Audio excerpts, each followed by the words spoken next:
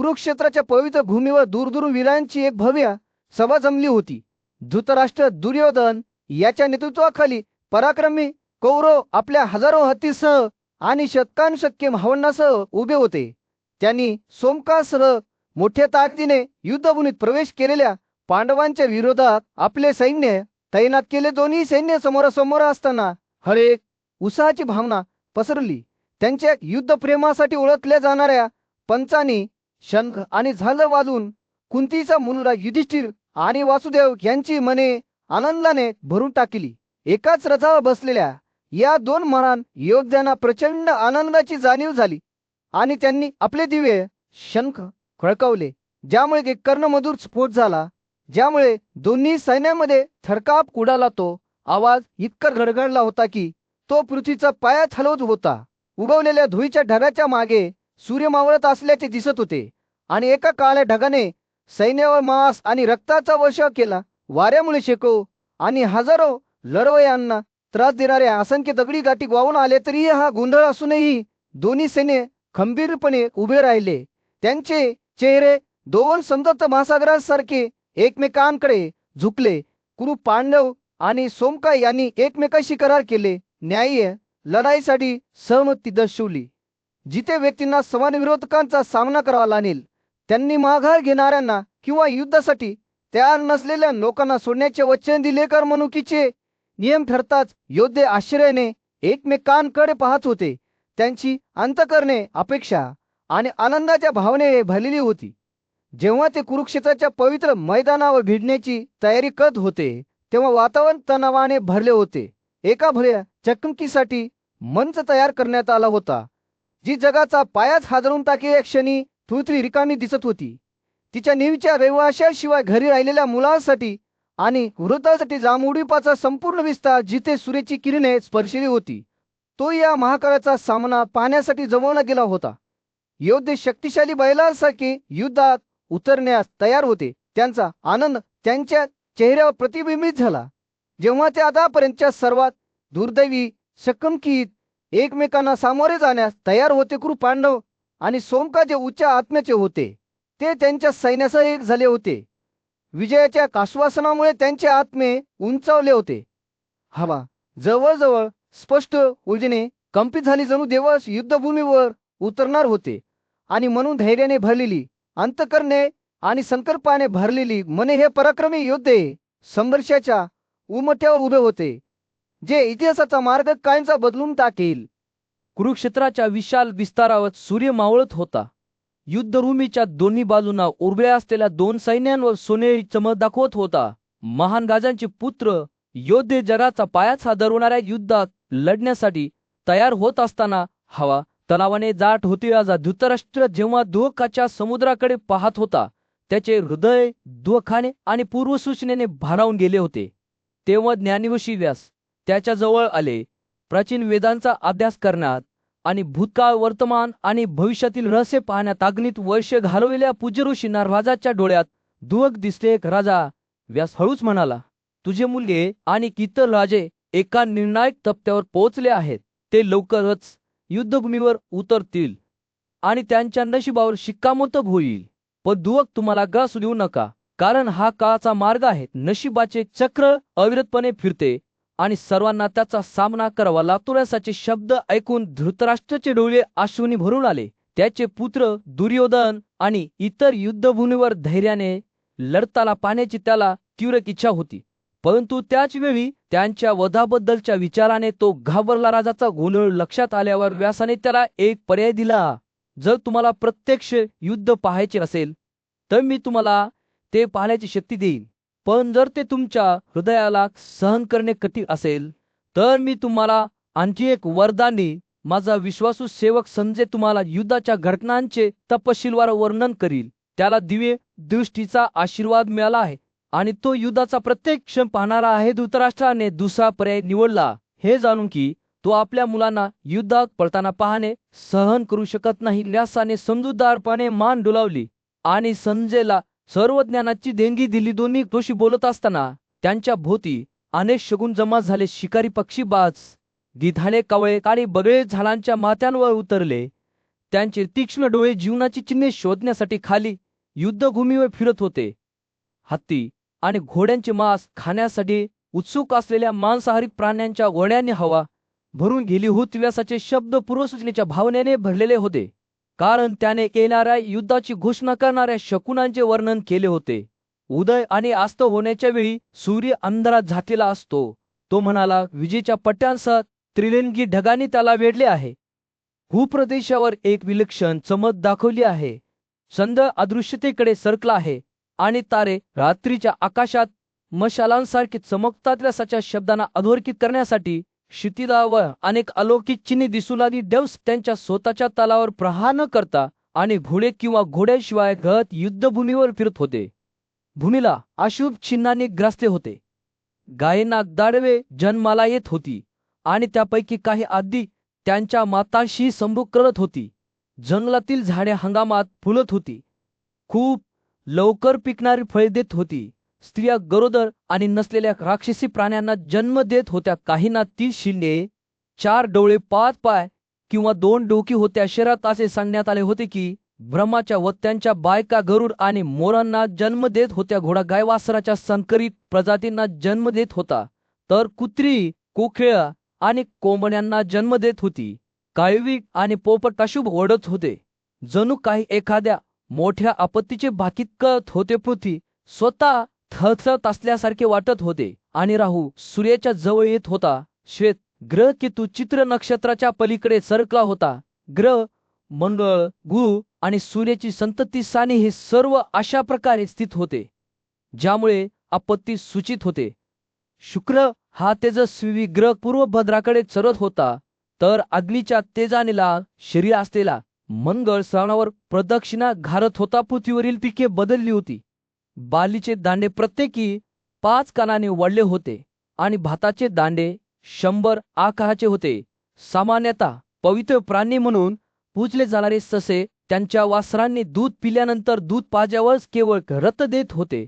धनुष्यातून प्रकाशाची तेजस्वी किरणे निघत होती आणि तलवार एका अलौकिक तेजाने चमकत होती. पक्ष्यांच्या ओरडण्याने हवा दाट झाली होती, ज्यापैकी काहींचे हात पाय किंवा डोळे हलवले होते. वारा जोरात ओरडत होता, धुळी उडवत होती, जी हवेत मिलमासारखी लटकत होती. पृथ्वी स्वतःच रक्त पीत असल्याचे दिसत होते. विरुद्ध दिशेने मोठ्या नद्या वाहत होत्या आणि त्यांचे पाणी असंख्य प्राण्यांच्या जीवनासह लाल होत होते. जसजशी रात्र पडली तसंच एक उल्कापिंड आकाशात चमकले. ते जमिनीवर कोसळताना मोठ्याने किंचाळत होते. लोक त्यांच्या घरातून बाहेर पडले विजेच्या ब्रड घेऊन, परंतु त्यांना एक अभेद्य निराशा भेटली, जी प्रत्येक गोष्टीला कपनासारखी चिकटलेली दिसत होती. महान तोषीने भाकीत केले होते की अशा परिस्थितीत पृथ्वी हजारो राजांचे रक्त पिते. कैलास आणि मंदारा पर्वतांमधून, दऱ्यांमधून गडगडाटी स्फोटांचा प्रतिध्वनी येत होता, तर शक्तिशाली शिखरे जराचा पायास कोसळत असल्यासारखे खाली कोसळली. जेव्हा चारही महासागर अभूतपूर्व उग्रतेने फुगत होते, तेव्हा असे वाटत होते की ते त्यांचे किनारे फोडतील आणि खंडांमध्ये पूर आणतील. टोकदार गालगोटी घेऊन वाहणारे तीव्र वारे संपूर्ण जमिनीवर गर्जना करत होते. झाडे उन्मळून पडत होती आणि तेथे राहणाऱ्या सर्वांच्या अंतःकरणात भीती निर्माण करत होती. अगदी पवित्र अग्नी, जो सामान्यतः शुद्ध आणि सोनेरी प्रकाशाने प्रज्वलित होत असे, आता एका विलक्षण निळ्या किंवा लाल प्रकाशाने जळत होता, ज्याच्या बरोबर मोठमोठ्या बातम्या होत्या, ज्या संपूर्ण जगाचा पाया हादरवणाऱ्या वाटाच्या. व्यास धृतराष्ट्रासमोरून निघून जात असताना राजा चिंताविशील शांततेत बसला. त्याने नुकतेच ऐकलेल्या शब्दांच्या वजनाशी त्याचे मन झुंजत होते. एका क्षणासाठी धृतराष्ट्राचे विचार आशात नदीसारखे फिरत असताना वेळ स्थिर असल्याचे दिसले. मग त्याच्या ओठांवरून एक मंद निश्वास पडला आणि तो त्याच्या सिंहासनावरून उठला. संजय, त्याने आपल्या विश्वासू सल्लागाराला हाक मारली, इथे ये, मला काही प्रश्न आहेत ज्यांची उत्तरे हवी आहेत. धृतराष्ट्रामध्ये निर्माण झालेल्या गोंधळाच्या सखोल समजुतीने त्याचे डोळे भरले. संजय राजाच्या बाजूला धावला. राजाचे शब्द प्रवाहासारखे वाहू लागले. त्याचा आवाज चिंता आणि कुतूहलाने भरलेला होता. आहे राजे, हे योद्धा युद्धात इतके गर्विष्ठ आणि कुशल आहेत. ते नाशासाठी नियत आहेत. त्यांच्या शौर्याची बरोबरी त्यांच्या मूर्खपणाशी होते. जेव्हा ते एकमेकांशी भिडतात, प्रत्येक जण जमिनीवर वर्चस्व मिळवण्याचा प्रयत्न करतो. ते पृथ्वी सामायिकपणे सहन करू शकत नाही. ही मौल्यवान देणगी जी आपल्या सर्वांना टिकून ठेवते. मला विश्वास आहे की पृथ्वीवर आपल्याला अद्याप उघड करणे बाकी असलेली रहस्य आहेत. संजय, हे रहस्य काय आहेत ते मला सांगा. कोणते गुणधर्म पृथ्वीला इतके मौल्यवान बनवतात? धृतराष्ट्राने संध्येकडे पाहताना त्याचे डोळे ज्ञानाच्या अतृप्त भुकेने जळाले. सल्लागाराने आदराने मान झुकवली. त्याचा आवाज स्थिर आणि शांत होता. महाराज, संजयने सुरुवात केली, मी तुम्हाला पृथ्वीची रहस्य समजावून सांगेल, जसे मी व्यासच्या शहाणपणातून त्यांना समजून घेतले आहे. तुम्ही पहा, या पृथ्वीवरील प्राणी दोन प्रकारात विभागले गेले आहेत. फिरणारे आणि स्थिर फिरणारे प्राणी तीन प्रकारात विभागले गेले आहेत. जे अंड्यातून जन्माला येतात, जे जिवंत जन्माला येतात आणि जे उष्णतेपासून आणि आर्द्रतेपासून जन्माला येतात. संध्येच्या शब्दांनी धृतराष्ट्र लक्षपूर्वक ऐकत असताना त्याच्या मनात एक स्पष्ट चित्र रेखाटले. संजय पुढे म्हणाला, या फिरत्या प्राण्यांपैकी सर्वात उदात्त म्हणजे जिवंत प्राणी. मानव आणि प्राणी सारखेच प्राण्यांमध्ये 14 भिन्न प्रजाती आहेत. जंगलात फिरणाऱ्या 7 आणि आपल्यात राहणाऱ्या 7 पाळीव प्राणी. संजय बोलत असताना प्रत्येक नवीन प्रकटीकरणाबरोबर धृतराष्ट्राच्या मनाचा विस्तार होत गेला. त्याला जीवनाचे गुंतागुंतीचे जाळे दिसले, ज्याने पराक्रमी सिंहापासून ते विनम्र दाईपर्यंत सर्व प्राण्यांना एकत्र बांधले. संध्येने निष्कर्ष काढला, सर्व प्राणी जोडलेले आहेत, एकमेकांना नाजूक संतुलनात आधार देत आहेत. भाज्या देखील स्थिर आहेत, तरीही आपल्या अस्तित्वासाठी महत्त्वपूर्ण आहे. झाडे, झुडपे आणि गवत प्रत्येकाची जीवनाच्या भव्य टेपेस्ट्रीमध्ये भूमिका आहे. पृथ्वीवर नजर फिरवत असताना धृतराष्ट्रांचे विचार संजयच्या शब्दांच्या भाराने फिरत होते. त्याने त्याकडे केवळ विजयाची भूमी म्हणून नव्हे, तर सर्व प्राण्यांना टिकवून ठेवणारी, जिवंत श्वास घेणारी सत्ता म्हणून पाहिले. पृथ्वी शाश्वत आहे. धृतराष्ट्र स्वतःला कुजबुजला.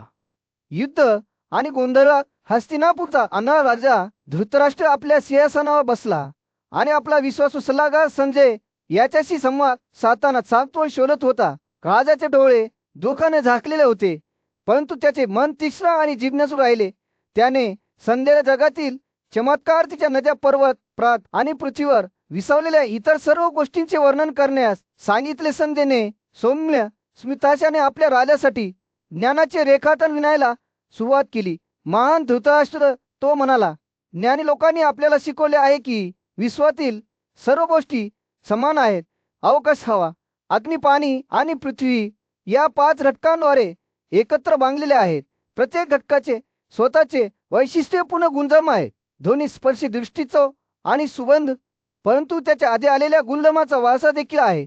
या घटकांचे सत्य समजून घेणाऱ्या प्राचीन ऋषींबद्दल बोलताना संजयचे शब्द श्रद्धेने फुटले, जसे ते बोलत होते तसंच संजयने स्पष्ट केले की पृथ्वी हा सर्व गोष्टींचा पाया आहे. ज्यात हवा, अग्नी, पाणी आणि अवकाश ही वैशिष्ट्ये आहेत. दुसरीकडे पाण्यामध्ये 4 वैशिष्ट्ये होती, परंतु त्याच्या क्षेत्रातून सुगंध अनुपस्थित होता. अग्नी 3 वैशिष्ट्यासह प्रज्वलित झाला. ध्वनी, स्पर्श आणि दृष्टी हवेमध्ये ध्वनीची कुजबुज आणि स्पर्शाची सौम्य मिती होती. तर अवकाश स्वतःच एकाच वैशिष्ट्याने प्रतिध्वनित होत होता. ध्वनीलालाने लक्षपूर्वक ऐकले. त्याचे मन या घटकांचे गुंतागुंतीचे संतुलन समजून घेण्याचा प्रयत्न करत होते. संजय पुढे म्हणाला, जेव्हा विश्वात सुसंवाद असतो तेव्हा प्रत्येक घटक स्वतंत्रपणे अस्तित्वात असतो, परंतु जेव्हा ते मिसळतात तेव्हा प्राणी शरीरात कपडे घालून जीवनात उगवतात. ही गोष्टींची नैसर्गिक क्रमवारी असते. जन्म आणि मृत्यूच्या चक्रासारखे घटक शाश्वतरित्या उदय आणि पतन करतात. जेव्हा संजयच्या शब्दांनी ब्रह्मांडाचे चित्र रेखाटले तेव्हा तो सुदर्शन बेटाचे वर्णन करण्यासाठी वळला. हे राला हे अद्भुत ठिकाण चक्रासारखे आकार असलेले एक गोलाकार बेट आहे. ते नद्या, पर्वत, शेळे आणि प्रांतांनी व्यापलेले आहे. सर्व जीवन आणि विपुलतेने भरलेले आहे. बेटाचे सौंदर्य त्याच्या अद्वितीयतेशी फक्त जुळले होते. ते सर्व बाजूंनी खाल्या महासागराच्या विशाल विस्ताराने वेढलेले होते. संजय बोलत असताना त्याने राजाच्या मनात एक प्रतिमा निर्माण केली, ज्याप्रमाणे अशा एखाद्याचे स्वतःचे प्रतिबिंब दिसते. तो म्हणाला, सुदर्शन चंद्राच्या पट्ट्यामध्ये प्रतिबिंबित होते. बेताचे चार भाग पानरी वनस्पतींच्या टेपेस्ट्रीमध्ये विसरण्यापूर्वी वेगवेगळ्या रूपात दिसत होते, जसे की पिपूंचे झाड आणि मोठा ससा धृतराष्ट्र लक्षपूर्वक ऐकत होता. जगाचे सौंदर्य आणि गुंतागुंत पाहून त्याचे हृदय आश्चर्याने भरून जात होते. संजयने बोलणे संपवल्यावर राजाचे डोळे चमकताना दिसत होते. सूर्य नुकताच पृथ्वीच्या विशाल विस्तारावर उगवला होता. डोळ्यांना दिसत असलेल्या भव्य पर्वतांवर त्याची उबदार किरणे टाकली होती. या श्वास रोखून धरायला लावणाऱ्या भूप्रदेशाच्या मध्यभागी राजा धृतराष्ट्र चिंतनशील अवस्थेत बसला आणि त्याचा शहाणा सल्लागार संजय याच्याकडून मार्गदर्शन मागत होता. राजा म्हणाला, हे संजय, तू हुशार आहेस आणि प्रत्येक गोष्टीच्या सत्यतेशी परिचित आहेस. तू आम्हाला बेटाचे संक्षिप्त वर्णन दिलेस, पण आता आम्हा त्याबद्दल तपशीलवार सांग. संजयने आदराने मान झुकवली आणि बोलू लागला, पूर्वेपासून पश्चिमेपर्यंत पसरलेले 6 मोठे पर्वत समान आहेत आणि पूर्वेपासून पश्चिमेपर्यंत पसरलेले आहेत. ते म्हणाले, ते हिमावत, हेमकूट, निषाद, नीला, श्वेता आणि शृंगावत आहेत. प्रत्येक एक निसर्गाचा चमत्कार आहे. या पर्वतांच्या दरम्यान अनेक रमणीय राज्ये आहेत. प्रत्येकाची स्वतःची अनोखी संस्कृती आणि रहिवासी आहेत. संजय बोलत असताना त्याच्या शब्दांनी ऐकणाऱ्यांच्या मनात जिवंत चित्रे काढली. त्याने या पर्वतांच्या हद्दीत असलेल्या वर्षांचे किंवा प्रदेशांचे वर्णन केले. प्रत्येकामध्ये विविध प्रजातींचे प्राणी आहेत. तो म्हणाला, ही भूमी जिथे आपण आहोत ती भरत नावाच्या वर्षामध्ये आहे. त्याच्या पुढे हिमावत म्हणून ओळखली जाणारी वर्षा आहे. संजयने आपली कथा पुढे सांगताना त्याचे डोळे चमकले. हेमकुटाच्या पलीकडे हरिवर्ष आहे आणि नीला पर्वतरांगांच्या दक्षिणेस माल्यावत पर्वत आहे, जो पूर्वेपासून पश्चिमेपर्यंत पसरलेला आहे. माल्यावतच्या उत्तरेकडे गंधमदन आहे आणि या 2 पर्वतरांगांच्या दरम्यान पूर्णपणे सोन्याने बनलेले भव्य मेळू उभे आहे. संजयने मेळूच्या चमत्कारांचे वर्णन केल्याप्रमाणे त्याचा आवाज भरेक आणि श्रद्धेने भरून गेला. तो म्हणाला, तो 1000 योजनांचा उच्चाक आहे आणि त्याची सखोलता योजनांची आहे. तो वर खाली आणि उलट्या दिशेने जग घेऊन उभा आहे. संजयने मेळूवर वसलेल्या गंधर्व, असुर, राक्षस आणि अप्सरांसह खगोलीय प्राण्यांबद्दल सांगितल्यावर श्रोत्यांचे डोळे आश्चर्याने रुंद झाले. पर्वताच्या वैभवाबद्दल बोलताना संजयने वर्णन केले की सूर्य, चंद्र आणि पवन देव यांनी मेळूची प्रदक्षिणा कशी केली. तो सर्वत्र सुसज्ज सोन्याने बनवलेल्या हवेल्यांनी झाकलेला आहे. तो म्हणाला, आणि तेथे त्या डोंगरावर खगोलीय प्राणी आनंदाने खेळतात. श्रोत्यांना असे वाटले की जणू ते मेळूच्या अगदी शिखरावर नेले गेले आहे, जे दैवी सौंदर्य आणि भव्यतेने वेढलेले आहे. संजयची कथा पुढे चालू राहिली, ज्यात मेळूच्या पलीकडे असलेल्या 4 बेटांचे वर्णन केले आहे. भदस्वके तुम्हाला जामुद्वीप भरत म्हणूनही ओळखले जाते आणि उत्तर त्याने सुमुखा पक्षाबद्दल सांगितले, ज्याने मेळूला पाहिले होते.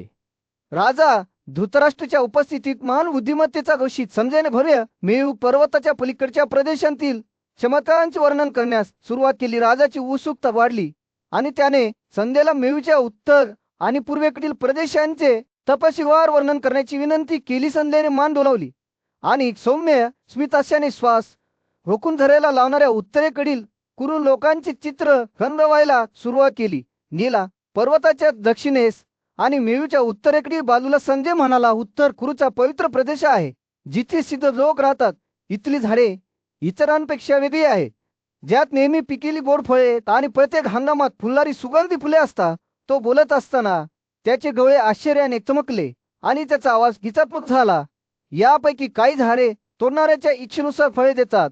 तो पुढे म्हणाला, तर इतर दूध आणि 6 वेगवेगळ्या प्रकारचे अन्न तयार करतात, ज्याची तो अमृताच्या अमृतासारखीच असते.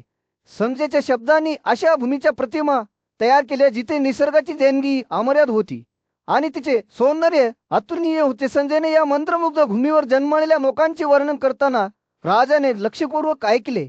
तो म्हणाला, ते सर्व शुद्ध जन्माचे आहेत आणि त्यांचे सौंदर्य तुलना करण्यापलीकडे आहे. स्त्रिया अप्सरासारख्या आहेत, तर पुरुष सुंदर आणि बलवान आहेत. संजयच्या वर्णनात एक आश्चर्यकारक चित्र रेखाटले आहे, जिथे वेळ स्थिर असल्याचे दिसते. या गूढ क्षेत्रात जुवी मुले समान सौंदर्य, सद्गुण आणि सामर्थ्य घेऊन जन्माला आली होती. 2 शतकांप्रमाणे प्रेमात एकत्र वाढत होती. लोक 10,000 वर्षे जगले, आजारमुक्त आणि आनंदाने भरलेले होते. भारुंडा नावाच्या पक्ष्यांचे वर्णन करताना संध्येचा आवाज कुजबुजला, ज्याने मृतांना डोंगराळ गुहामध्ये नेले आल्याची उत्सुकता आता अतुट होती. आणि त्याने संध्येला त्याची कथा पुढे चालू ठेवण्याचा आग्रह केला. संध्येने मान डोलावून मिरूच्या पूर्वेकडील भागाचे, जेथे भद्रस्वाचा पवित्र प्रदेश आहे, वर्णन केले. तो म्हणाला, या भूमीवर भद्रा सालांचे विशाल जंगल आहे आणि कलामरा नावाचे एक उंच झाड आहे, जे योजने इतके उंच आहे आणि फळे आणि फुलांनी समोरते. या प्रदेशात जन्मलेल्या लोकांना पांढरित्वाचा महान शक्ती आणि दैवितेशी सखोल संबंध लाभले होते. त्यांच्या स्त्रिया लिलीसारख्या चमकल्या, त्यांचे चेहरे चंद्राच्या प्रकाशाने चमकले. संध्येच्या शब्दांनी त्या भूमीचे चित्र रेखाटले, जेथे सौंदर्य, संगीत आणि नृत्य हे अस्तित्वाच्या शिवेत विणले गेले होते. संजय बोलत असताना याने निषादाच्या शिखरावर उभ्या असलेल्या जांभूच्या झाडाचे रहस्य उघड केले, ज्याची उंची 1100 योजनांपर्यंत पोहोचली होती. या पवित्र वृक्षाने प्रत्येक झाडाला दान दिले. आपल्या राजवाड्याच्या भव्य दालनात राजा धृतराष्ट्र आपल्या सिंहासनावर बसला होता. त्याचे डोळे त्याचा विश्वासू सल्लागार संजय याच्याकडे केंद्रित होते. राजाचे मन त्याच्या राज्याच्या पलीकडच्या जगाबद्दलच्या प्रश्नांनी भरले होते आणि त्याने पृथ्वीच्या विशाल विस्तारात अस्तित्वात असलेल्या विविध प्रदेश आणि भूभागाबद्दल अधिक जाणून घेण्याचा प्रयत्न केला. मला खरे सांगा, हे संजय सभागृहातून प्रतिध्वनित होत असलेला त्याचा आवाज धृतराष्ट्र म्हणाला, सर्व वर्षांची किंवा प्रदेशांची आणि त्यांच्या शिखरांवर उठणाऱ्या पर्वतांची नावे काय आहेत आणि या प्रदेशात कोण राहतात जगाच्या रहस्यांची सखोल समज असलेल्या कशी. संजय यांनी बोलल्यास सुरुवात करण्यापूर्वी मान झुकवली. श्वेतच्या दक्षिणेला आणि निशालाच्या उत्तरेला रोमनक नावाचे वर्ष आहे. ते म्हणाले, येथील रहिवासी बोली तुझा चांगले पालकत्व आणि सुंदर वैशिष्ट्यास जन्माला येतात. ते 11,500 वर्षे जगतात. त्यांची अंतःकरणे आनंदाने भरलेली असतात. जसजसे संजय विविध प्रदेशांचे वर्णन करत राहिले, तसंच ते धृतराष्ट्रांचे डोळे आश्चर्याने रुंदावत गेले. संजय हिरमयाबद्दल बोलत असताना तो लक्षपूर्वक ऐकत होता, जिथे भव्य गरुड पक्षी राहत होता आणि लोक यक्षांचे अनुयायी होते, श्रीमंत आणि बलवान होते. राजाचे मन या दूरवरच्या प्रदेशांच्या कथांनी मोहित झालेला. आणखी सांगणार, धृतराष्ट्राने आग्रह केला. त्याचा आवाज कुतूहलाने भरलेला होता. संजयने मान डोलावली आणि भूप्रदेशावर पसरलेल्या पर्वतरांगांचे वर्णन करायला सुरुवात केली. शृंगावत पर्वतरांगांना 3 सुंदर शिखरे आहेत. तो म्हणाला, एक मौल्यवान दागिने आणि रत्नांपासून बनलेली आहे, दुसरी भव्य हवेलीने सुशोभित केलेली आहे आणि तिसरी स्वतःच एक आश्चर्य आहे. संजय या चमत्काराबद्दल बोलत असताना धृतराष्ट्राचे विचार त्याच्या स्वतःच्या मुलांकडे, पांडव आणि कौरवांकडे वळले, जे त्यांच्या राज्यावर नियंत्रण मिळविण्यासाठी धडपडत होते. राजाचे मन त्याच्या कुटुंबाच्या आणि त्याच्या राज्याच्या भवितव्याबद्दल चिंतेने भरले होते. ने सविशेष सुतांचे पुत्र धृतराष्ट्र शेवटी म्हणाला, ही ती वेळ आहे जी विश्वाचा नाश करते आणि हीच ती वेळ आहे जी पुन्हा सर्व काही निर्माण करते. विचारात हरवलेला तो शांत झाला. संजयने समजूतदारपणे मान डोलावली. धृतराष्ट्राचा पुढचा प्रश्न अतिशय महत्वाचा होता. हे संजय, मला खरे सांगा, तो म्हणाला. त्याचा आवाज तीव्र उत्कटतेने भरलेला होता. भरत नावाच्या वर्षाचे काय? ही भूमी माझ्या गजला प्रिय आहे आणि मी तिच्या इच्छेने भारावून गेलो आहे. संजयने बोलण्यापूर्वी मान झुकवली. पांडूचे पुत्र या देशाबद्दल लोभी नाही. तो हळुवारपणे म्हणाला, शुबालाचा मुलगा शकुनी आणि प्रांतांवर राज्य करणाऱ्या इतर अनेक क्षत्रियासह दुर्योधनाची इच्छा संपलेली आहे. एका भव्य सभेमध्ये हस्तिनापूरचा राजा धृतराष्ट्र आपला विश्वासू सल्लागार संजय याच्याकडे वळला. कुतूहल आणि अपेक्षांच्या वातावरणासह त्याने विचारले, हे संजय, आपण ज्या जगात राहतो त्याबद्दल मला सांगा. आपल्या लोकांचे जीवन सामर्थ्य, चांगल्या आणि वाईट गोष्टी, भविष्य, भूतकाळ आणि वर्तमान, तसेच भरत, हिमवत वर्ष आणि हरिवर्षाच्या वर्षामध्ये राहणाऱ्या लोकांचे मला वर्णन करा. संजयने प्राचीन दंतकथेची सखोल समज घेऊन त्याची कथा सुरू केली. हे भरत भविष्याच्या बैल, तो म्हणाला, आपले जग 4 महान युगांद्वारे शासित आहे. कृती, त्रेता, द्वापर आणि कली. पहिले युग जे सुरू होते ते म्हणजे कृती एक असा काळ जेव्हा जीवन सर्वात चैतन्यशील होते. या युगात मानवी जीवनाचे मोजमाप 1000 वर्षे होते. पुरुष मोठ्या सामर्थ्याने आणि शहाणपणाने जन्माला आले होते. त्यांच्याकडे संपत्ती, सुंदर वैशिष्ट्ये होती आणि शेकडो आणि हजारो मुले निर्माण करण्यास सक्षम होते, ज्यांना त्यांचे गुण वारशाने मिळाले होते. संजय बोलत असताना त्याच्या शब्दांनी धृतराष्ट्राच्या मनात एक स्पष्ट चित्र रेखाटले. कृतयुगात तो पुढे म्हणाला, मुनी म्हणून ओळखले जाणारे कशी महान तपस्वी, शक्ती, उच्च आत्मा आणि सद्गुणी अंतःकरणासह जन्माला आले होते. ते बोलण्यात प्रामाणिक होते आणि निसर्गाशी सुसंवाद साधत जगिले. आपला योद्धा वर्ग क्षत्रिय देखील या युगात जन्माला आला, ज्याला अनुकूल वैशिष्ट्ये, महान ऊर्जा आणि अपवादात्मक शौर्य लाभले. ते धनुष्य वापरण्यात आणि युद्धात अत्यंत कुशल होते. संजयने त्रेता युगाचे वर्णन करताना धृतराष्ट्राचे डोळे कुतूहलाने चमकले. या युगात तो म्हणाला, सर्व क्षत्रिय अजय सम्राट झाले. त्यांनी समुद्रापासून समुद्रापर्यंत राज्य केले. कोणत्याही एका शासकाच्या अधीन नसलेल्या शूर योद्ध्यांचा जन्म या काळात झाला, ज्यांच्याकडे दीर्घायुष्य, शौर्य आणि धनुष्याने लढण्याचे महान कौशल्य होते. जसे सैन्याचे कथानक कालांतराने पुढे सरकत गेले, तसंच धृतराष्ट्राला स्वरात एक सूक्ष्म बदल लक्षात आला. जेव्हा द्वापर आत येतो, ते म्हणाले, समाजातील चारही वर्ग, ब्राह्मण, क्षत्रिय, वैश्य आणि शूद्र महान परिश्रम करण्यास सक्षम होतात, मोठ्या ऊर्जेने संपन्न होतात आणि एकमेकांना जिंकण्याची इच्छा बाळगतात. कालिक युगाबद्दल बोलताना संदेच्या आवाजाने उदास स्वर घेतला. या युगात तो म्हणाला, पुरुष कमी ऊर्जा, अत्यंत क्रोधित, लोभी आणि असत्य घेऊन जन्माला येतात. मत्स्य, अभिमान, राग, फसवणूक, द्वेष आणि लोक हे त्यांचे गुणधर्म बनतात. जग एक गर ठिकाण बनते जिथे पुरुष गर्भा किंवा जन्मानंतर लगेचच मरतात. धृतराष्ट्रांची अभिव्यक्ती बदलली. एका गोंधळात टाकणाऱ्या संभाषणादरम्यान हस्तिनापूरचा आंधळा राजा धृतराष्ट्र पृथ्वीच्या विशाल विस्ताराबद्दल अधिक माहिती मागण्यासाठी त्याचा सारथी आणि सल्लागार संजय याच्याकडे वळला.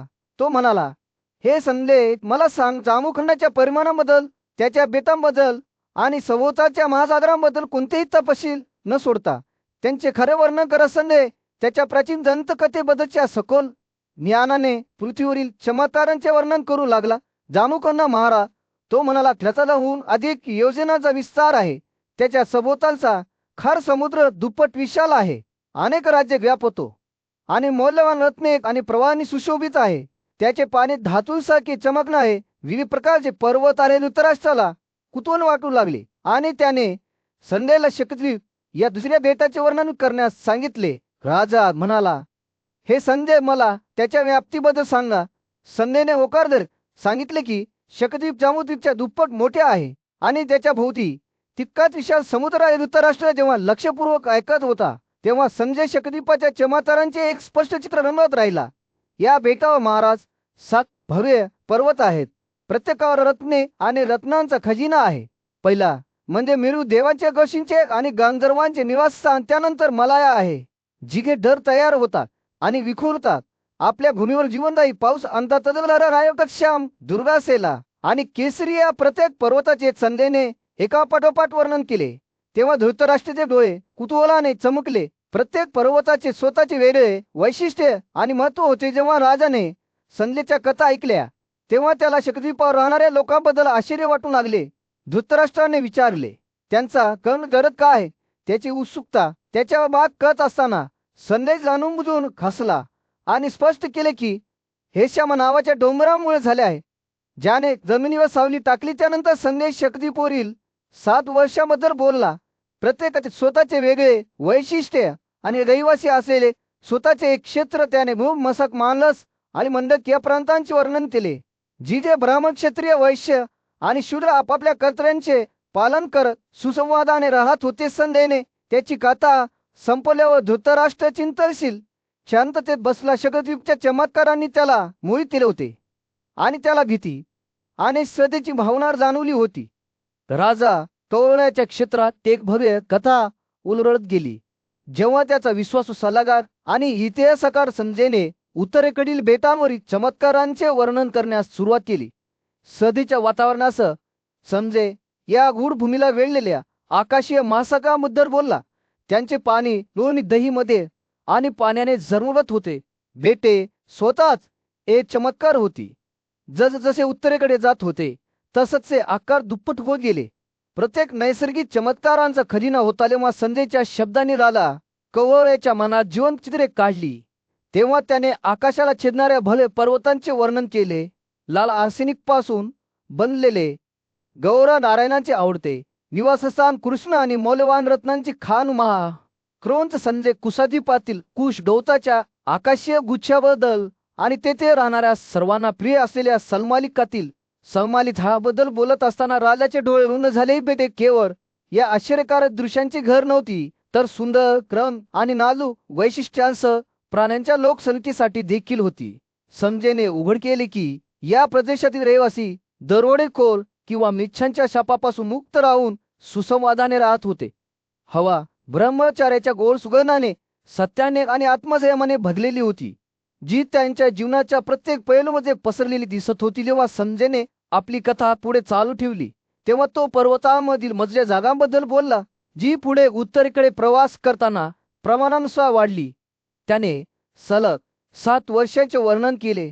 ओदिनो, वेमंडल, सूर्य, कामवाल, धृतिमल, प्रभाकर आणि कपिला, जिथे देव, गंधर्व आणि इतर खगोलीय प्राणी खेळले आणि आनंद लुटला. संजय जेव्हा क्रोनच्या बेटाबद्दल बोलत होता, ज्याच्या डोंगराला त्याचे नाव देण्यात आले होते, आणि त्यानंतरच्या वामनका, अंधकारा, मैनाका गोविंद आणि निवित या बेटांबद्दल बोलत होता, तेव्हा राजाची उत्सुकता वाढली होती.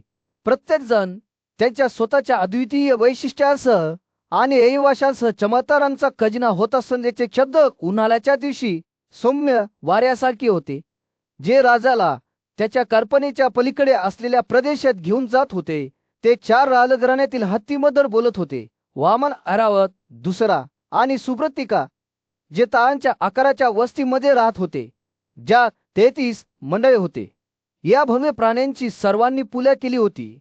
त्यांच्या चरडी त्यांच्या मार्गावर सर्व काही खेचण्यास सक्षम होती. जशी संजयची कथा त्याच्या चरमोत्कर्षावर पोहोचली, तसतशी त्याने ग्रहांची परिमाणे, स्वभालो, चंद्र आणि सूर्य आणि राहू या ग्रहाने सूर्य आणि चंद्र या दोनांना योग्य वेळी कसे झाले हे उघड केले. संजयने पूर्णतेच्या भावनेने राजा कौरवला सांगितले. कुरुक्षेत्रातील युद्धग्रस्त मैदानावर सूर्य क्वचितच उगवला होता, तेव्हा धृतराष्ट्रांच्या शब्दाने हवेत शोकळा पसरली. कुरुकुळील तो पराक्रमी बैल भीष्म जमिनीवर कसा पडला. त्याने त्याच्या रथी संजयाला विचारले, ज्याचा आवाज वेदनेने थरथरत होता. जो आजच्या दिवसाच्या घटनांचे स्मरण होत असताना धृतराष्ट्राचे मन त्या क्षणी मागे वळले, जेव्हा पंचलमधील शूर योद्धा सिकंदीने भीष्माला ठार मारले होते. त्याला आठवते की त्याचे वडील शांतनु त्याच्या बुद्धी आणि सामर्थ्यात महान देव इंद्रासारखे कसे होते. त्या दुर्दैवी चकमकीच्या स्मरणाने धृतराष्ट्राच्या मनक्याला थरथरत पाठविले. त्यांच्या शत्रूंचा पराभव करण्यासाठी आपल्या अतुलनीय धनुर्विद्या कौशल्याचा वापर करून भीष्माने कुरुकडून लढलेल्या अग्नीत लढाईची आठवण त्यांनी करून दिली. पांडवांवर आणि त्यांच्या मित्रांवर बाणांचा पाऊस पाडत असताना त्याच्या मनाच्या डोळ्यांनी त्याला त्याच्या रथात उंच उभे पाहिले. त्याचे धनुष्य एका शक्तिशाली ढगाच्या गर्जनासारखे गुंजत होते. भीष्मासोबत लढलेल्या त्या शूर योद्ध्यांच्या दुर्योधन, कृपा, अश्वत्थामा आणि इतरांच्या विचाराने धृतराष्ट्राच्या डोळ्यात अश्रू आले. ते कसे त्याच्याभोवती जमले होते, त्याच्या बाजूचे रक्षण करत होते आणि शत्रूविरुद्ध पुढे सरकत असताना त्याच्या पाठीचे रक्षण करत होते. हे त्याला आठवतेसे कसे होऊ शकते. धृतराष्ट्र विलाप करत म्हणाला, युद्धात कधीही पराभूत न झालेला तो पराक्रमी योद्धा भीष्म वाऱ्याने उखडलेल्या एका पराक्रमी झाडासारखा जमिनीवर पडला आणि त्याची सामर्थ्य आणि मार्गदर्शनावर अवलंबून असलेल्या युयुत्सू आणि इतर माझ्या मुलांचे काय ते बोलत असताना धृतराष्ट्रांचे मन जुन्या काळातील महान वीरांकडे वळले. जमदग्नीचा मुलगा राम, ज्याला भीष्माने युद्धात पराभूत केले होते, त्याला आठवते की कशा प्रकारे भीष्माने एकदा स्वतःची तुलना देवांचा राजा इंद्राशी केली होती आणि युद्धभूमीवरील त्याचे पराक्रम कसे अतुलनीय होते. त्या आक्रमणाच्या भाराने धृतराष्ट्राला चिडले आणि तो दुःखाने भारावून आपल्या रथात पुढे पडला. तो कुजबुजला, इतके दिवस आपला आश्रय आणि सामर्थ्य असलेल्या पराक्रमी भीष्माने शत्रूच्या हाती पडावे असे कसे होऊ शकते. त्या क्षणी धृतराष्ट्राचे हृदय त्याच्या स्वतःच्या वाईट सल्ल्यांचे ओझे आणि त्याच्या प्रिय वडिलांवर झालेल्या परिणामामुळे खळकाळ झाले. पण जेव्हा तो शोक करत होता, तेव्हा त्याच्या आत एक कुतूहल पसरले. भीष्म, तो अजय योद्धा, शत्रूच्या हाती कसा पडला असता आणि या दुर्गत घटनेमागे काय होते, जी कुरुच्या युगाचा अंत दर्शविणारी होती. जेव्हा संजयने धृतराष्ट्रांचे शब्द ऐकले, तेव्हा त्याला कळले, महान राजा धृतराष्ट्र त्याचा विश्वासू सल्लागार संजय याच्या पुढे जड अंतकरणाने बसला. युद्ध सुरू झाल्यापासून राजरात घासलेल्या दुःखाची खोली ओळखून संजय त्याच्या डोळ्यात करुणेने पाहत होता. महाराज, संजय हळूच म्हणाला, हा प्रश्न खरोखर तुम्हाला योग्य आहे, पण हे महादादा केवळ दुर्योधनाला दोष देणे तुम्हाला योग्य वाटत नाही. जो माणूस स्वतःच्या गैरवर्तनामुळे वाईट कृत्य करतो त्याने त्या कृत्यासाठी इतरांना दोष देऊ नये. राजाचे डोळे झाकले गेले आणि त्याने दूर पाहिले. संजयच्या नजरेशी जुळून घेता आले नाही. संजय पुढे म्हणाला, हे महान राजा जो इतरांना हानी पोहोचवतो तो या निंदनीय कृत्यांमुळे सर्वांकडून मारला जाण्यास पात्र आहे. दुष्टतेशी परिचित नसलेल्या पांडवांनी त्यांच्यावर झालेल्या जखमा सहन केल्या होत्या आणि त्यांच्या शत्रूंना क्षमा केली होती आणि बराच काळ जनला वास्तविक हे होते. संजयचे शब्द प्रार्थनेसारखे हवेत तरंगले, पण राजा त्याच्या दुःखात हरवला.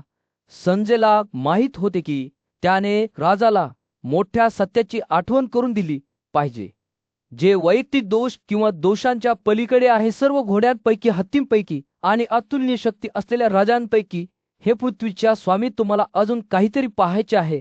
असे काहीतरी आहे जे योगाच्या सामर्थ्याने प्रकट होईल. काळजीपूर्वक ऐका महाराज.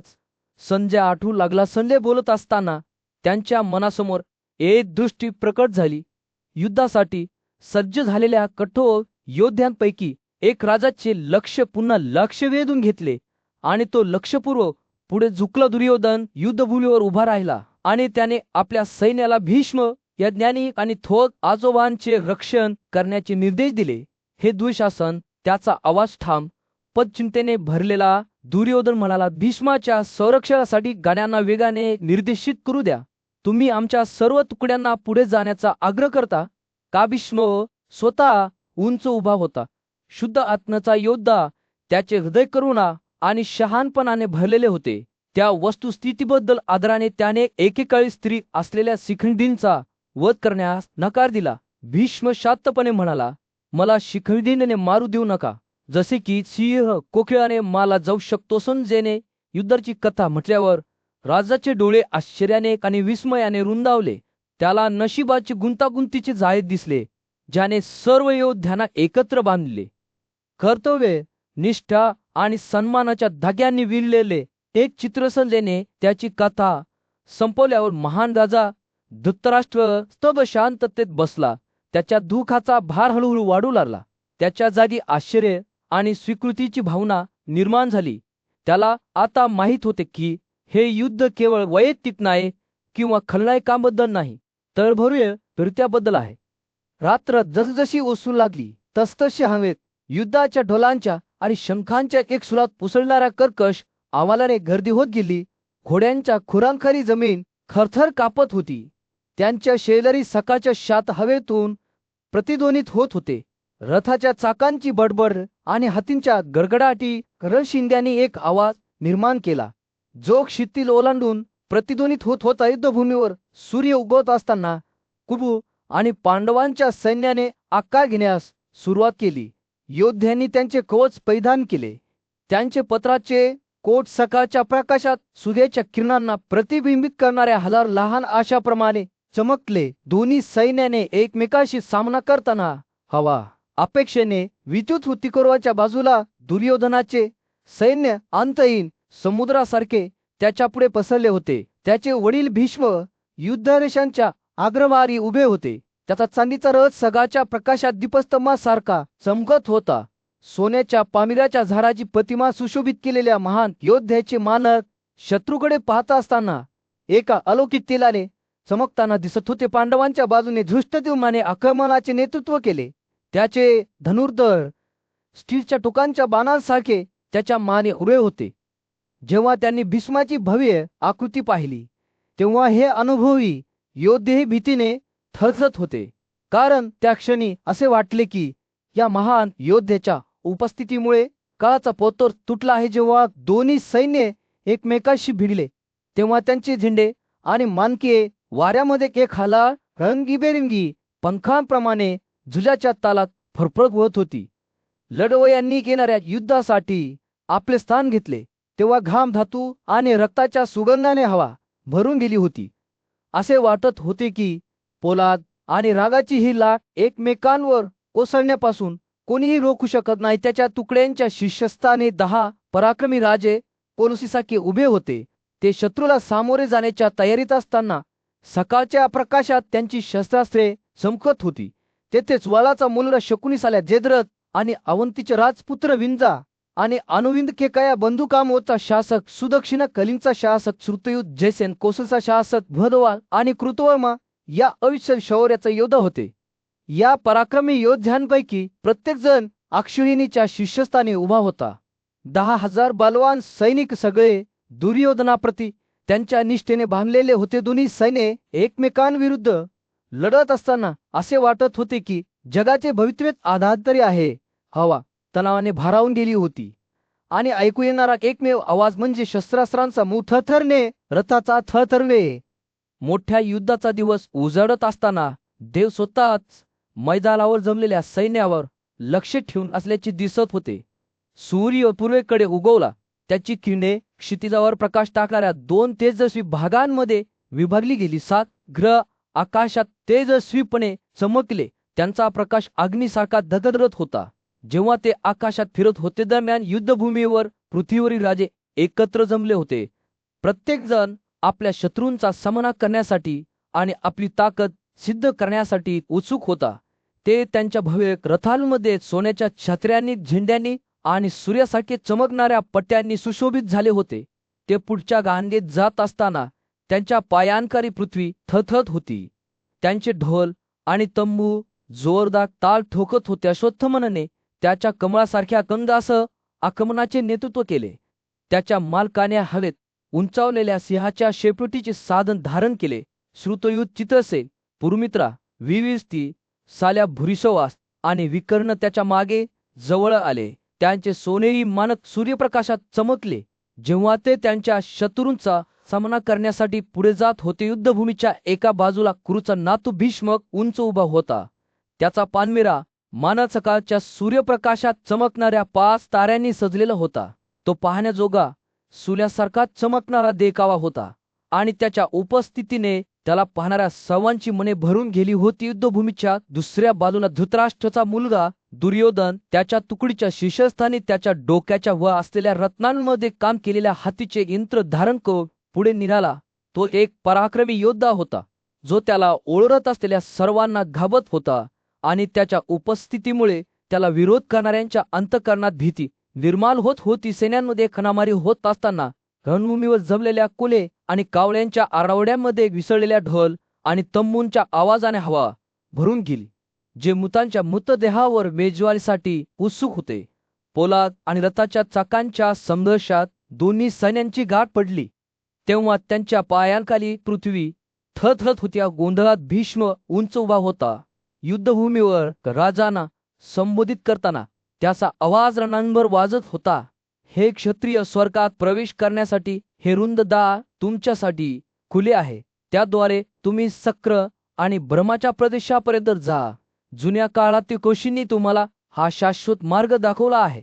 त्याचे शब्द अनंत काळात प्रतिध्वनित होताना दिसत होते. शस्त्रास्त्रांचे आवाहन जे येणाऱ्या पिढ्यांसाठी लक्षात ठेवले जाईल नाही. जसजशी जोरात सुरू होती तसं ते सैन्य स्टील आणि रथाच्या चाकाच्या वेळपणात भिडले. प्रत्येक बाजू त्यांच्या सर्व ताकदीने लढत होती. परिणाम निश्चित नव्हता, परंतु एक गोष्ट स्पष्ट होती, केवळ एक बाजू विजयी होऊ शकली आणि ती सर्वांना घेऊन जाईल. युद्धभूमीवर जेव्हा कुक आणि पांडवांचे सैन्य एकमेकांसमोर उभे होते तेव्हा हवा अपेक्षेने विजेची होती. हातींच्या गर्जना आणि रथाच्या चाकांच्या गर्जनेसह शंख आणि ढोलांचा आवाज जमिनीवर प्रतिध्वनित होत होता. जणू काही त्यांच्या पायाखालची पृथ्वीच थरथरत होती. दोन्ही सैन्यांमध्ये झटापट होत असताना रणगाड्यांच्या गडगडाटासह आणि लढवयांच्या आरडाओरड्यांसह आकाश प्रतिध्वनित होताना दिसत होते. राजकुमार धृतराष्ट्र आणि पांडवांच्या मुलाचे सैन्य एकमेकांशी भिडताच भीतीपोटी थरथरत होते. सोन्याने सुशोभित हाती विजेने सजवलेल्या ढगांसारखे मैदानावर भव्यपणे फिरत होते. दोन्ही बाजूंनी सुशोभित केलेल्या सोनेरी असलेल्या मानके अग्नीसारखी चमकली होती. राजकुमार धृतराष्ट्र आणि त्याच्या मुलांचे सैन्य अभिमानाने उभे होते. त्यांचे चैतन्यदायी रंग त्यांना धारण करणाऱ्या योद्ध्यांच्या शौर्याचा पुरावा होते. ते आकाशीय हवेलीमध्ये चमकणाऱ्या इंद्राच्या झेंड्यासारखे दिसत होते.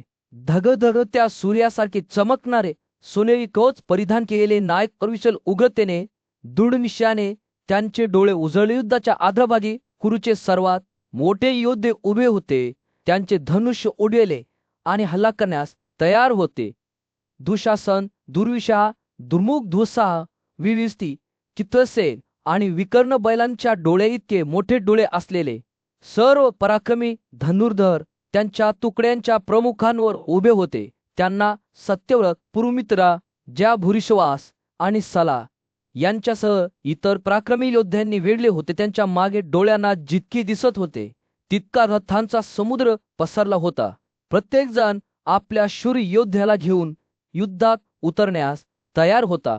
अभिषा, सुसेना, श्रीवस्ती, स्वाल्य, मत्स्य, अमोष्टा, त्रिगर्त आणि केकया त्यांच्या दूरच्या देशांतील मित्रांसह सौरीर, किटवा आणि पूर्व, पश्चिम आणि उत्तर देशांतील रहिवाशांनी एक प्रचंड फांक्स तयार केला. बेपर्वाईने लढण्याच्या त्यांच्या संकल्पात एकजूट होऊन त्यांनी भीष्माचे अविचल रथांनी रक्षण केले. मगधच्या राजाने 12,000 लढाऊ कठोर हत्तींची तुकडी आणली, जी वादळी वादळासारखी रणभूमीवर गर्जना करत होती. रथांच्या चाकांचे रक्षण करणारे योद्धे आणि हत्तींचे रक्षण करणारे चालला बलवान होते. त्यांच्या मागे धनुष्य, तलवारी आणि ढाल घेऊन असंख्य पायदळ सैनिक गेले. त्यांची संख्या शेकडो हजारांपर्यंत पसरलेली. जसजशी जोरात सुरू होती तसच असे वाटत होते की जणू वास्तवाचे जाळेच फुटले आहे.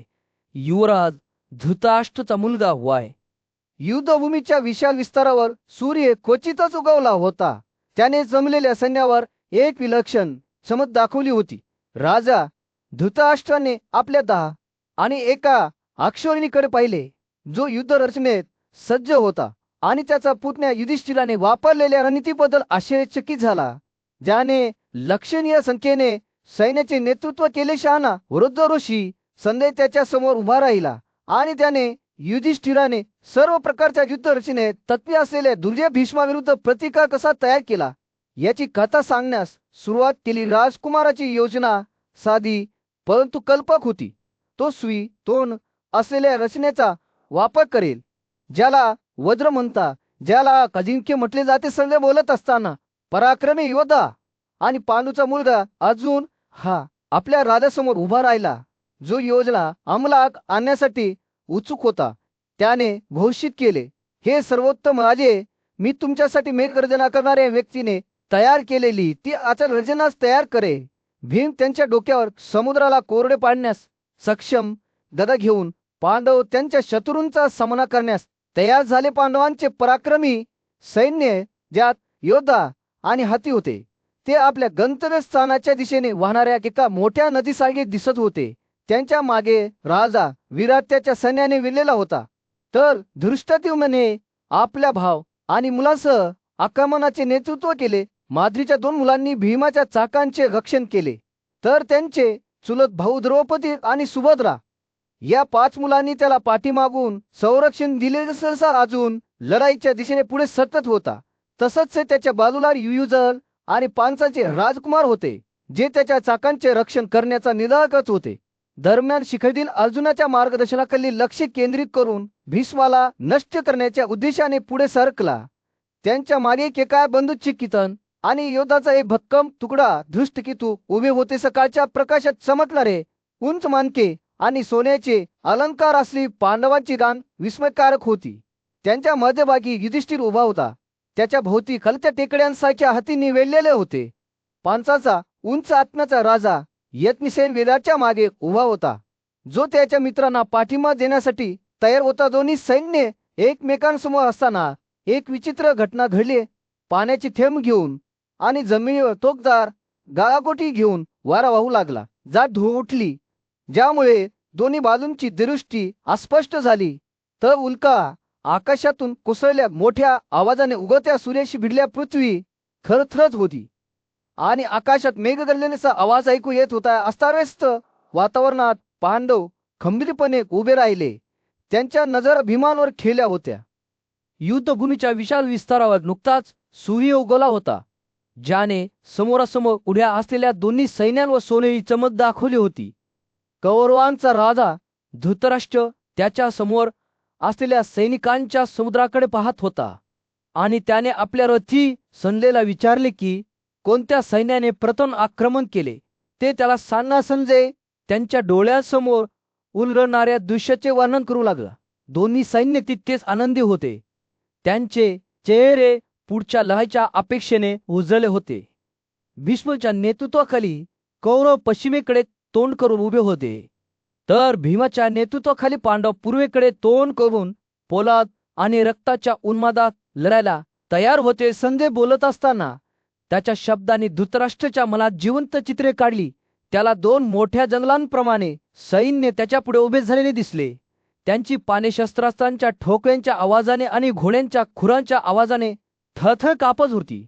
वारा देखील पांडवांच्या बाजूने वाहिल्यासारखा कौरवांच्या विरोधात वाहत होता. धृतराष्ट्राचा मुलगा दुर्योधन एका हत्तीवर अभिमानाने बसला. त्याची मंदिरे भाड्याने घेतली गेली होती आणि त्याची पाठ सोनेरी काक्षाने सुशोभित होती. त्याला त्याच्या सल्लागाराने वेढले होते आणि त्याच्या भोवती कुरूच्या सर्वात योद्ध्यांनी वेढले होते. कौरवांचा आदरणीय नेता भीष्म त्यांच्या सैन्याच्या अग्रभागी उभा होता. त्याची पांढरी छत्री त्याने नेतृत्व करताना उंच धरली होती. पांडवांच्या सैन्याची संख्या जरी कमी असली तरी कृष्ण आणि अर्जुन त्यांच्या नेतृत्वाखाली असल्यामुळे संजयला ते अजय वाटत होते. दोन्ही सैन्य एकमेकांसमोर येत असताना शिकार करणारे पशु ओरडू लागले आणि आरडाओरडा करू लागले. त्यांचे हे आरडाओरडे धोक्याच्या आवाजासारखे हवेत प्रतिध्वनित होऊ लागले. संजयने आपले वर्णन पुढे चालू ठेवले आणि कौरवांच्या सैन्यातील विविध तुकड्यांचे चित्र रेखाटले. तेथे एक शहाणा आणि शक्तिशाली गुरु द्रोण होता, जो सैन्याच्या मागे धनुष्य घेऊन तयार उभा होता. आणि तेथे समसप्तक होते, जे अर्जुनाच्या पाठोपाठ युद्धात जाण्यासाठी तयार केलेले 1000 रथ होते. संजयने बोलले. संपवल्यावर धृतराष्ट्राने रणभूमीकडे नजर फिरवली. त्याचे वन त्याच्यासमोर असलेल्या सैन्याच्या प्रचंड संख्येमुळे थरथर कापत होते. वारा झाडांवरून झपाटलेला होता आणि सूर्य त्यांच्या कवचावर आदळला, ज्यामुळे पृथ्वीवर लांब सावल्या पडल्या. त्या क्षणी असे वाटले की जगाचे भवितव्य शिल्लक राहिले आहे. पोलाद आणि पोलादाच्या संघर्षामुळे निर्णय होण्याची प्रतीक्षा आहे. जेव्हा विशाल धृतराष्ट्र सैन्य युद्धासाठी सज्ज झाले, तेव्हा राजा युधिष्ठिरचे डोळे त्याच्या अभेद्य गणवेशावर पडले. त्याचा मुलगा अर्जुनाने त्याच्या वडिलांचे डोळे पाहिले आणि त्याच्या चेहऱ्यावर चिंता कोवली. बाबा, हे काय आहे ज्यामुळे तुम्हाला त्रास होतो? अर्जुनाने दयाळूपणे त्याच्या आवाजात विचारले. पण त्याला उत्तर मिळण्यापूर्वीच युधिष्ठिरची नजर कौरवांच्या नातू भीष्म यांच्या नेतृत्वाखालील दुर्जय रचनेवर पडली. त्याचे डोळे भीतीपोटी रुंद झाले, कारण तो आदर वाटणाऱ्या रचनेकडे पाहत होता. अजून त्याच्या चिंतेने थरथरणाऱ्या आवाजात युधिष्ठिर म्हणाला, अशा शत्रूला पराभूत करण्याची आपण आशा कशी ठेवू शकतो? त्यांची रचना अभेद्य आहे, जी प्राचीन शास्त्रानुसार स्वतः भीष्माने तयार केली आहे. आमची संख्या मोजकीच आहे आणि मला भीती वाटते की आपल्या विजयाची शक्यता खरोखरच कमी आहे. आपल्या वडिलांचे शब्द आव्हानासारखे हवेत लटकत असताना अर्जुनाने लक्षपूर्वक ऐकले. त्याला माहीत होते की युधिष्ठिर सहजासहजी हार मानणारा नव्हता, परंतु त्यांच्या परिस्थितीचे गांभीर्य त्याच्यावरही भारी होते. बाबा, अर्जुनाने सुरुवात केली, मी तुम्हाला एक रहस्य सांगेन जे फार कमी लोकांना माहीत आहे. नारद ऋषींनी त्याबद्दल साहित्य आहे आणि भीष्मक आणि द्रोणांनाही त्याच्या सामर्थ्याची जाणीव आहे. सामर्थ्य किंवा शक्ती विजय आणत नाही, तर सत्य करुणा, धार्मिकता आणि विनम्रता. आणि त्या अर्जुनाचे शब्द लक्षपूर्वक ऐकताना युधिष्ठिरचे डोळे आकुंचित झाले. त्याला माहीत होते की त्याचा मुलगा सत्य बोलतो, कारण ज्या ज्ञानी माणसाने त्याला त्याच्या मार्गावर मार्गदर्शन केले होते, त्यांच्याकडून त्याने अशाच प्रकारच्या शिकवणी ऐकल्या होत्या. अजून त्याच्या डोळ्यात आशेचा एक झोत चमकून युधिष्ठिर म्हणाला, मला या रहस्याबद्दल अधिक सांगा. अर्जुनाने उत्तर दिले, हे साधे असले तरी सखोल आहे. विजय हा सैनिकांच्या संख्येमध्ये किंवा स्वतःच्या भाऊंच्या ताकदीमध्ये नाही, तर लढणाऱ्यांच्या हृदयात आहे. येथे धार्मिकता राहते आणि जिथे करुणा आणि विनम्रता आपल्या कृतींना मार्गदर्शन करते. त्याच्या बाजूला उभा असलेला त्याचा मित्र आणि सहकारी कृष्ण, ज्याच्या चेहऱ्यावर सौम्य स्मित होते, त्याकडे युधिष्ठिराने नजर टाकली. त्याला माहित होते की अर्जुन सत्य बोलतो, कारण त्याने स्वतः ते पाहिले होते. त्याच्याबरोबर लढणाऱ्यांना विजय मिळवून देण्याचे कृष्णाचे सामर्थ्य अजून युधिष्ठिर शेवटी म्हणाला. एका अनासारखी शांततेची भावना त्याच्यावर स्थिरावली. मला आता भीती वाटत नाही, कारण मला माहित आहे की कृष्ण आपल्या बाजूने असेल. तर आपण या शत्रूवर विजय मिळवू. ते बोलत असताना धृतराष्ट्र सैन्यात शांततेची भावना पसरली आणि युधिष्ठिराने केलेल्या श्रद्धेच्या घोषणेच्या प्रतिसादात भीष्मची प्रचंड फौजही थोडी थरथरत होती. राजा युधिष्ठिर आपल्या रथावर उंच उभा राहून आपल्या सैन्याच्या तुकडीचे निरीक्षण करत असताना सूर्य रणभूमीवर कोसळला. त्याचे डोळे तीव्र निर्धाराने चमकले आणि त्याने आपल्या योद्ध्यांना पुढे ढकलत असताना त्याचा आवाज संपूर्ण भूप्रदेशात पसरला. निष्पाप लोक न्यायाने लढा, तो ओरडला. त्याचे शब्द आजूबाजूच्या डोंगरांवरून प्रतिध्वनित झाले. सर्वोच्च स्वर्गात प्रवेश करण्याची इच्छा, जिथे देव स्वतः आनंदाने राहतात. आम्ही शास्त्रांचे पालन केले आहे. भीष्माच्या विभाजनांच्या विरोधात आमच्या सैन्याची व्यवस्था केली आहे. आता आपण त्यांना पांडवांची ताकद दाखवूया. सैन्याच्या मध्यभागी शिखर देईन आणि त्याचे सैन्य अर्जुनाच्या अविचल उपस्थितीने संरक्षित होऊन तयार उभे होते. धृष्टद्युम्ने पराक्रमी भीमाने संरक्षित केलेल्या आघाडीचे नेतृत्व केले, तर युयुधन जो सात्वत कुळातील निर्भीड योद्धा होता, त्याने त्याच्या अतुलनीय कौशल्याने दक्षिणेकडील विभागाचे रक्षण केले. युधिष्ठिर स्वतः इंद्राला सालिशा एका रथावर बसला, जो त्याचा सुवर्णमान आणि सूर्यप्रकाशात ताऱ्यासारखा चमकणारा रत्ने होता.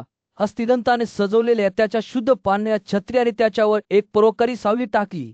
जेव्हा तो ब्राह्मणांना भेटवस्तू देत होता, गाय, फळे, फुले आणि सोन्याची नाणी त्याच्या स्वतःच्या शाही वस्त्रांसह आला.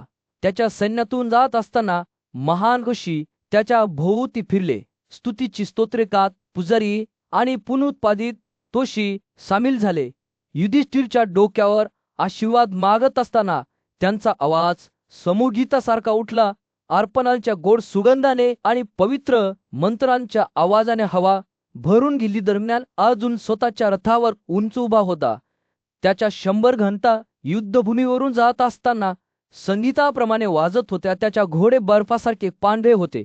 सूर्यप्रकाशात त्यांचे कोट चमकत होते. जेव्हा ते त्याला पुढे घेऊन जात होते, स्वतः केशवाने लगाम पकडला होता आणि अर्जुन गांधीव आणि हातात बाण घेऊन तयार उभा होता.